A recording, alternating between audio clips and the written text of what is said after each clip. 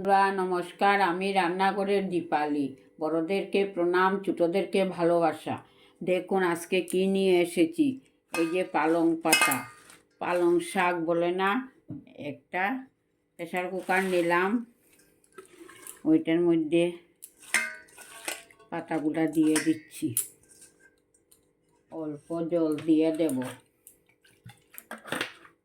মুখটা বন্ধ করে নেব। এই যে দেখুন,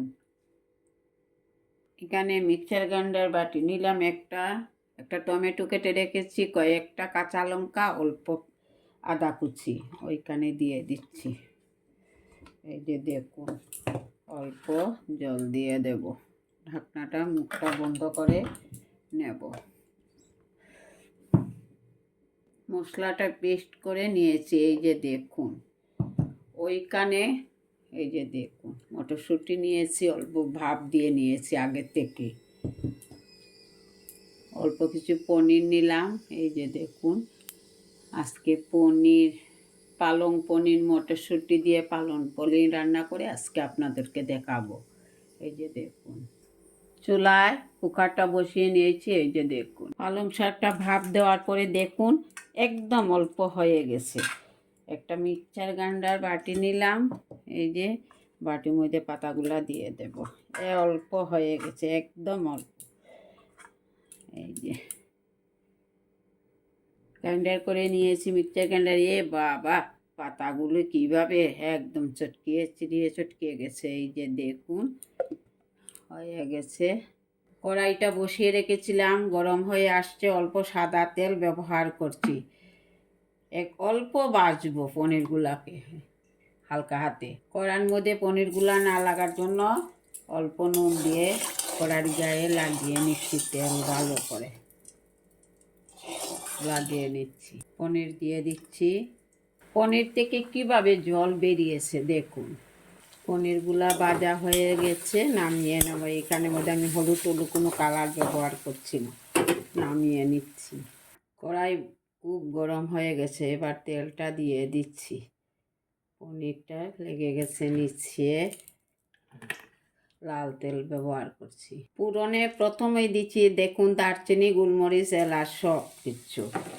তারপরে দিচ্ছি 5 ফোড়ন। এখানে দিচ্ছি আদা, কাঁচা লঙ্কা আর টমেটো, নিরামিষ তো এটা। দিয়ে দিচ্ছি, অল্প ভাজবো মশলাটাকে। সাইডের ইয়েটা লেগে গেছিলো, এই কড়াইটা একটু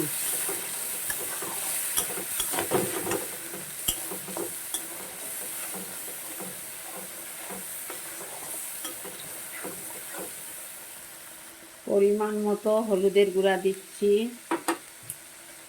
এই যে কাশ্মীরি মরিচের গুঁড়া, লঙ্কার গুঁড়া, অল্প জিরার গুঁড়া দিচ্ছি। স্বাদ মতো বা পরিমাণ মতো নুন দেব, 4 চামচে 1 চামচ। ভালো করে ভেজে নেব মশলাটা। মশলা থেকে তেল ছাড়ছে, মশলাটা ভাজা হয়ে গেছে। এখানে ভাপ দিয়ে পেস্ট করে রেখেছিলাম পালং, তা দিয়ে দিচ্ছি। অল্প ভাজবো। বাবা, কড়াইটা ঘুরছে। সঙ্গে দিচ্ছি ভাপ দিয়ে রাখা মটরশুঁটি, 2-1 দানা চিনি দিলাম। আপনারা চাইলে দিতেও পারেন, নাও দিতে পারেন। ভেজে রাখা পনিরগুলা দিয়ে দিচ্ছি। পনিরগুলারে আপনারা চাইলে ভাজতেও পারেন, নাও ভাজতে পারেন। অনেক পুরানা যদি হয়ে থাকে, খেতে একটু চুটকি লাগবে, তার জন্য একটু ভেজে নেওয়াই ঠিক আছে। আমি কয়েকদিন আগে এইভাবে এনেছিল দাদা, আমি না ভেজে রান্না করেছিলাম, দেখি যা চুটকি লাগছে আর কি। এই যে দেখুন, আমার এই মটরশুঁটি পনির পালং যে রান্না করলাম, এটাতে যদি কোনো নতুন বন্ধু এসে থাকে তাহলে আমার ফেসবুকটাকে ফলো করবেন আর ইউটিউবটাকে সাবস্ক্রাইব করবেন, আমার পাশে থাকবেন। হয়ে গেছে, নামিয়ে নেব এবার। দেখুন নামিয়ে নিয়েছি। একটা বল নিলাম, বলের মধ্যে নামিয়ে নিচ্ছি। দেখুন দেখতে তো আমার কাছে খুবই ভালো লাগছে, আপনাদের কাছে কেমন লাগছে লাইক কমেন্ট করে বলবেন। এই যে দেখুন পালং পনিরটা রান্না মটরশুঁটি দিয়ে, মটরশুঁটিটা খুব ভালো হয়েছে, ভাপ দিয়ে নিয়েছি, মিশে গেছে একদম। ভালো লেগে থাকলে লাইক কমেন্ট করতে ভুলবেন না। পুরাটা রেসিপি নিরামিষ কিন্তু। এই যে দেখুন, ভালো থাকুন, সুস্থ থাকুন। আগামী দিন দেখা হবে নতুন আরও একটা রেসিপি নিয়ে। নমস্কার বন্ধুরা।